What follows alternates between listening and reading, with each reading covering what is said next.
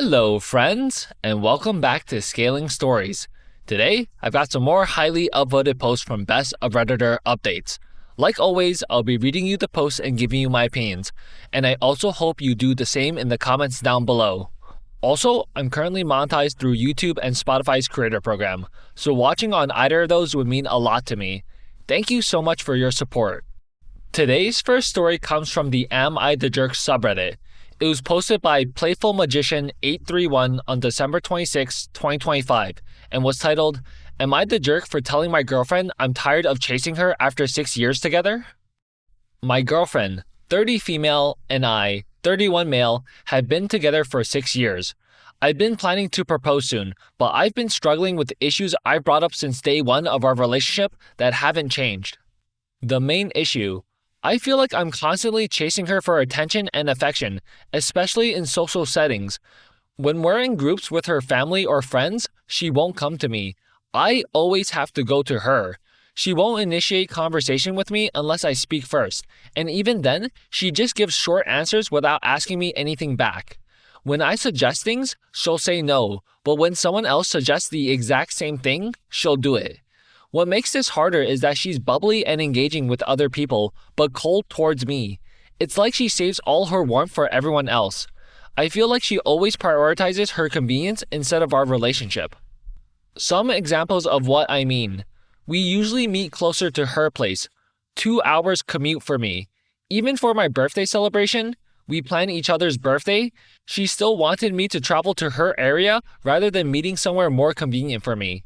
At social gatherings with her family, she'll leave me alone without saying anything, even though I don't know her family well and was expecting her to include me or at least stay with me, or just check in from time to time if I'm alright. When our relationship was struggling and we were about to break up, I suggested couples therapy, which I offered to pay for. Her first concern was that the location was inconvenient for her. I've raised these issues repeatedly over 6 years, but nothing has changed. Recently, I sent her a message saying that after 6 years together, I don't want to feel like I'm still chasing her or courting her and that I'm not going to pursue her all the time anymore. Her response was just question mark and then silence. It's been over a day and she hasn't messaged me. Historically, I've always been the one to reach out first and apologize, even when I'm the one who's hurt. I decided not to respond to the question mark because I felt like that would be chasing her again. But now I'm second guessing myself. Was I too confrontational? She's never been in a relationship before, so maybe she doesn't understand what she's doing? Am I the jerk here? Scaling Stories Corner. Legitimately, OP's girlfriend does not love him in any capacity. I don't really give her any leeway, even if this is supposed to be her first relationship, because her actions are honestly devoid of any warmth, care, or consideration for OP as a person. And you shouldn't need to teach someone that. And actually, OP has tried numerous times to explain to his girlfriend all of the issues that he has with the relationship, but she simply doesn't care enough to do anything about it. OP is probably just a convenient person for her to have around, and the fact that she never wants to make the effort to travel to OP, even on his birthday, she wanted him to go to her, like that says a lot. And OP says he wants to do couples counseling, because he sees that there are issues in the relationship. And you know how someone else in a relationship might respond to that? They might think to themselves, oh no, there's something wrong in the relationship. How can I fix this? What's the problem? Who's at fault? Is he crazy? Am I crazy? Am I the one at fault? But OP's girlfriend? No. This girl, she's like, nah, that location is too far from me. Like, I don't even think she loves OP. So, yeah, I think he needs to let go of this relationship. Now, here are some of the top/relevant comments from the original post. Commenter 1 says, not the jerk. Time to move on, dude. OP says, deep inside, I know this, but I'm really struggling with the guilt of wasting her prime years of starting a family, so I'm always convincing myself that this might work out once I marry her. I didn't really expect the singular question mark as her sole response for bringing it up. Commenter 1 says, she is the one who has wasted your time by continuing to treat you the way she does. OP says, I never considered this before. Thank you. I guess my mental state is pretty effed up from this. I just really wanted it to work, and I kept on ignoring things, but I'm really tired at this point. OP on his and the girlfriend's backgrounds. We are both Asian. We live somewhere in Southeast Asia. Commenter 2 says, not the jerk.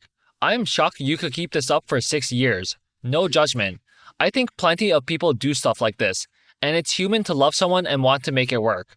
I'm almost always single because I give feeling unseen and unwanted in a relationship 1 year tops, usually less than half of that, lol. It could be that you have different approaches to things, or some other kind of explanation, like she is masking with other people, bubbly, but feels comfortable enough with you to be herself. But if you have continuously brought things like this up for 6 years, and she responds with distance, and she hasn't been open to counseling, oh my gosh, do not get married. OP says, I really love her and wanted this to work so badly, but I'm really tired right now. I guess there's always a limit to everything. Commenter 3 says, not the jerk. She isn't going to change. Is this something you can/want to live with? This is clearly a one-sided relationship. Why are you putting yourself through this? OP says, it was worse before, actually. When we were at their home, she often would speak a different dialect to her family, so I'm just sitting there like an idiot, not understanding anything. It did get better, but it's still the same issue, and it still hurts. I'm now realizing how dumb I am for putting up with this for too long. OP adds an edit to his post. Let me clarify the dynamics with her family. The main thing is that I'm still sort of the outsider, and she's much closer to them compared to me because I only see them a couple of times a year. I actually sometimes feel much more comfortable conversing with her family than with her because they would ask me questions to extend the conversation. I actually got super close with her 2 male cousins instantly because I found out we share some hobbies in gaming and anime. But even with this, is it not fair for me to expect her to come to me from time to time and not have me chasing her around all day? Or is it too much overthinking? OP adds a second edit to his post. This is mostly in social settings, but it's fine when it's only the 2 of us. We were happy the past years. Though, yes, she indeed has selfish tendencies sometimes, and I'm at my limit about this issue, I guess. OP adds a third edit to his post. Thank you guys for all of the advice. I'm now starting to see how dumb I am for not considering ending this sooner. I will not message her and will give an update if she ever reaches out. Also, some information I wanted to add. I lost my father 2 years ago, and I've been struggling with depression. I guess part of the reason I put up with this is that I really didn't want to lose another important person in my life. OP adds a fourth edit to his post. I couldn't help myself. After she ignored my vulnerable message for 2 days, I reached out again last night with messages explaining how hurt I was by her dismissiveness and asked if she wanted to meet up. I also told her I think we have an anxious avoidant attachment dynamic and sent her videos and detailed explanations about it, hoping she'd finally understand where I'm coming from and maybe even give us a starting point on how we can fix the relationship. Her response? She completely ignored everything I said and just told me, I'm going to the insert mall we usually meet at. Anyway, you can come if you want. So, even after pouring my heart out about feeling dismissed and invisible, she dismissed me and made me feel invisible. Again, it really hurts. I'm meeting her today. I know everyone is going to tell me I'm an idiot, and you're probably right, but I need to do this face to face. I'll break up with her. Update 2 months later. We're engaged. Please say psych. I know 99% of you told me to break up with her. Honestly, I don't blame you based on what I shared. Some of you will probably be disappointed reading this, but just hear me out. During the meetup after the small update, we had the most honest conversation we've ever had in 6 years. She was open and acknowledged that she might have a dismissive avoidant attachment style stemming from past trauma. I was actually the one who brought it up and shared resources about it, and it just clicked for her. Something she'd never really considered before, but it was dead on. We're committing to couples therapy together, and she's also open to individual therapy for herself. And yes, I proposed, and she said yes. Because even through all of this, I realized I can't imagine living my life with anyone else. Even in moments like these, I'd still choose her and know that I really love her so much. I'm going in with clear eyes though. I'll keep communicating my needs, and I'm hopeful that, with the work we're both putting in, we can finally break the cycle we were stuck in. Thanks for the advice either way. It genuinely helped me have that conversation. Scaling Stories Corner. No. OP said, some of you will probably be disappointed reading this, but I think I would bet my life savings that that's not true, because actually, in fact, every single one of us are disappointed reading this. Like, okay, even if you give your girlfriend another chance, after 6 years of neglecting you, by the way, even if you give her another chance, why would you not wait until you see her behavior change after the couples therapy? This guy reads like an emotionally unstable dopamine seeker. Like he needs excitement in his life because he has been in a messed up relationship with his girlfriend for so long. And I don't mean that in a funny or sarcastic or a mean way. It's seriously sad because he said in his original post that he couldn't do this anymore and that he's sick of chasing her. But yet he says that he realized he can't imagine life with anyone else. So he's just going to propose to her and what I'm assuming trying to ride a happy momentum into the sunset. But if his girlfriend doesn't make any meaningful changes, he's going straight back to how things were, straight back into depresso mode. I definitely didn't think a proposal was the right move here. Second update, 5 months later. So, I posted this around 6 months ago, before I was really contemplating whether to still give the relationship a chance and whether to propose. I stupidly ignored all of your advice and went on with the proposal, being hopeful of the self-awareness my girlfriend showed during our heart-to-heart talk after. I realize now that this was a mistake. It's really not a good idea to love someone's potential instead of who they are currently. What happened after is that she never made any concrete steps about the therapy she promised and just went back into her avoidant tendencies, ignoring my needs. Even with all that, I was still willing to push through with it, actually, which, I admit, was stupid on my part. The last straw for me happened just last Sunday, when we were at a pre-wedding tradition in our country where the families of the couple would meet up and bond, and where the couple would proclaim their love for one another. She said at this event that she doesn't need a man to be complete and that I'm just a nice bonus for her. Also that she's the type of person not to feel butterflies in her stomach or excitement in the relationship, but she appreciates my consistency. The worst part is she never said she loved me at this event, not even once. I understand that being independent is good, but it's not the right time and place for this, when it's supposedly the day we should show our love for one another in front of our families. I felt really unwanted during that moment, and I felt invalidated again for all my efforts and sacrifices. I talked with her earlier today about the hurts, and she invalidated me again. That's when I decided to stand my ground and choose myself this time. At the end, she handed me back the ring, and we broke up. Stupid not to end this sooner, but I have found respect for myself after neglecting my needs for far too long. In the end, I think I was indeed the jerk to both of us for dragging this on for far too long. Thank you for all the advice. I hope we both heal from this in the future. Scaling Stories Corner. So, yes, OP is foolish and love blind for staying in that relationship for so long, and I feel a little bad calling him the jerk because he's already been through enough, but at least he was only the jerk to himself. I think much more poorly of OP's girlfriend, who willingly and knowingly knows that she didn't love OP. She simply loved the things that OP could do for her. And even knowing OP's feelings towards her and how she didn't reciprocate them at all, she still stayed in the relationship so she could use OP. I think something's definitely wrong with her for her to believe it's okay to treat another human being like this. Now here are some of the top/relevant comments from the update post. Commenter 1 says, "Whew, you dodged a bullet here." OP says, "Yes. I felt that I already poured everything I could have into that relationship, but in the end, all of it was invalidated again. Never again, but I learned a lot, and I have no regrets." Commenter 2 says, "Man, ignoring the advice and pushing through was rough, but learning from it is huge. The ring return and breakup sounds painful but necessary. You deserved better than feeling like a bonus. Proud of you for choosing you." OP says, "Yeah. I really tried to push through with it, which was stupid on my part, but glad I had the courage to end things before getting married." Commenter 3 says, "I'm so sorry you had to experience that much emotional pain. I was once in a relationship where I was the only one giving love and never really got any back. After we broke up, I kept wondering why I had held on for so long. Someone once told me, there is a point at which you have to choose to either let go or be dragged. I let go, and once I was over my heartbreak, my life became so much better.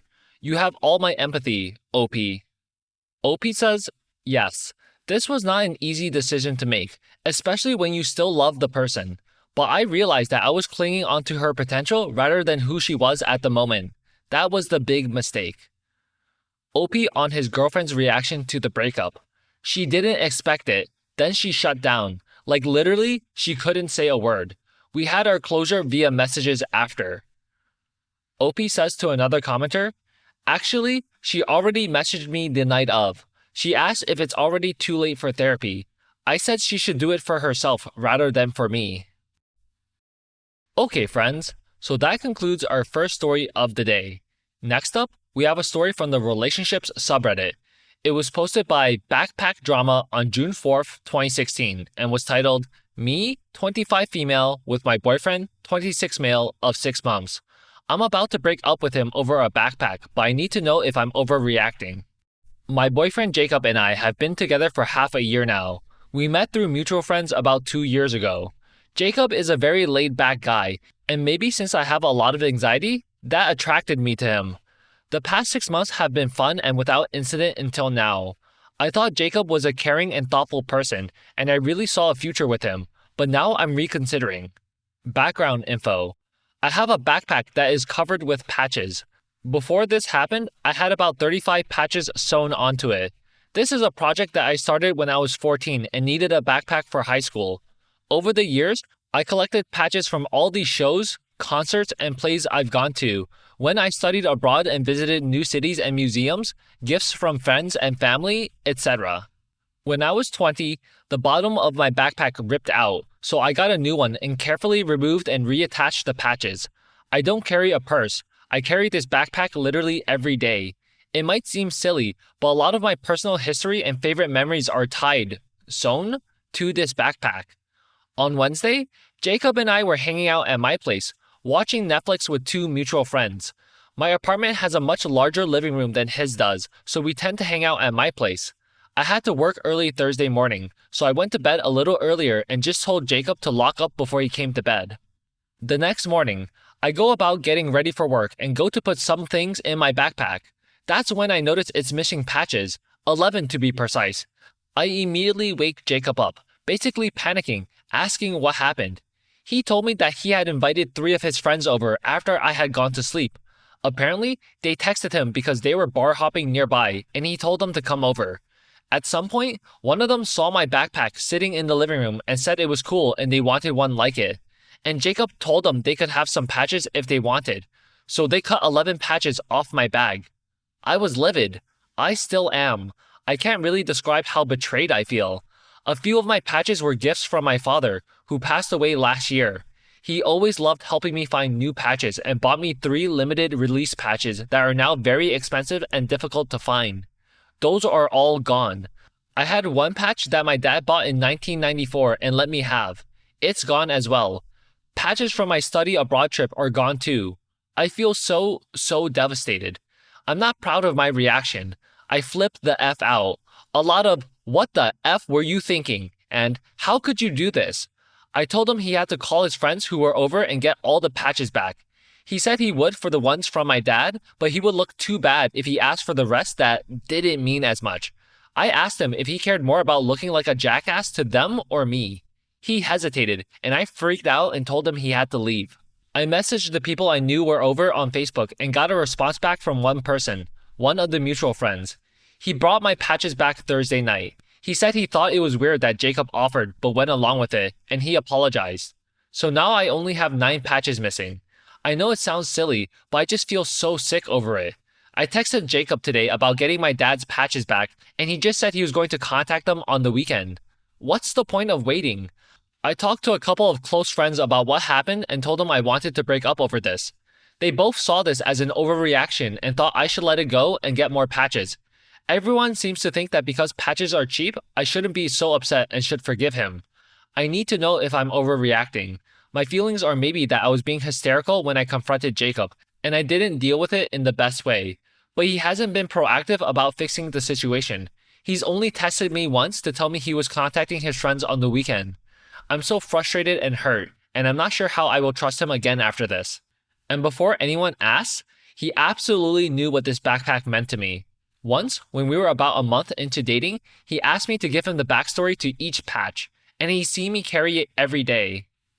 ScalingStories Corner. OP is absolutely not overreacting. I think the boyfriend must have been acting maliciously here, because how in the world can you know that your girlfriend is carrying sentimental items like the patches on her backpack, and literally you're telling your friends it's okay for them to have it? And the boyfriend knew, like he absolutely knew how important these were to OP. And the fact that he's so not urgent about getting any of these patches back makes me furious. I think this guy was jealous that OP cared so much about something else that wasn't him that he deliberately wanted to get rid of it. Or maybe he was just a jerk and wanted to hurt OP because he's messed up in the head. Either way, he's definitely a piece of crap. And the close friends who are telling OP that she's overreacting? Nah, those are trash friends. Now here are some of the top/relevant comments from the original post. Commenter 1 says, "You're definitely not overreacting. Who the F offers to let their friends destroy something that doesn't belong to them because they think it looks cool? Get your stuff back and dump this idiot." OP says, "His explanation was that I had so many, he didn't think I would mind, and he's seen me give patches to people before. That's true, but I've never given someone a patch from my own backpack. I bought them at shows or through online vendors specifically as gifts." OP says to another commenter, "Yes. Why would he think it was okay to give away my property? It's so disrespectful. What kind of excuse is, 'I didn't think you would mind' in this situation?" OP says to another commenter, "He hasn't seemed to realize it yet. He's only texted me once since yesterday that he would contact his friends on the weekend. He hasn't apologized at all." Commenter 2 says, "You're not overreacting. He had no right to give away your property, and the fact that he didn't immediately apologize and do everything he could to get them back shows that this wasn't a one-time lapse of judgment but a severe character flaw." OP says, "It would have been so different if he had apologized and shown an effort to get them back, but he argued about it and said I was overreacting." Commenter 3 says, "I could maybe understand if you two actually lived together and it was an item sitting on the counter or a bookshelf that he gave away, but this was something that was clearly not his that had to be physically cut off of what is essentially your purse. That is a huge violation, even without the sentimental value being taken into account. You don't just go into someone else's home and give away their possessions." OP says, "This articulates my concerns really well. I feel that I invited them into my space, and my own boyfriend facilitated them effing with my property. What the hell?" Commenter 3 says, "Bottom line is, he and they stole from you. I'm really confused why he or any of your friends are perfectly fine with that. I'd play nice until you get as many patches as possible back, then dump him like the piece of crap he is." OP says, "He invited them to steal from me. They cut the patches off with a pocket knife and left holes in my bag. My main effort is going to be getting my dad's patches back. I can get over the rest of them, but I really want those 4. Commenter 4 says, "Can the friend who returned your patches put you in touch with the other people, so you don't have to rely on your ex to get the patches back?" OP says, "He had the number of the other mutual friend and told me he would message him too. The other 3 people are on Jacob's side of his social circle from college. I'm going to start Facebook stalking to see if I can find them."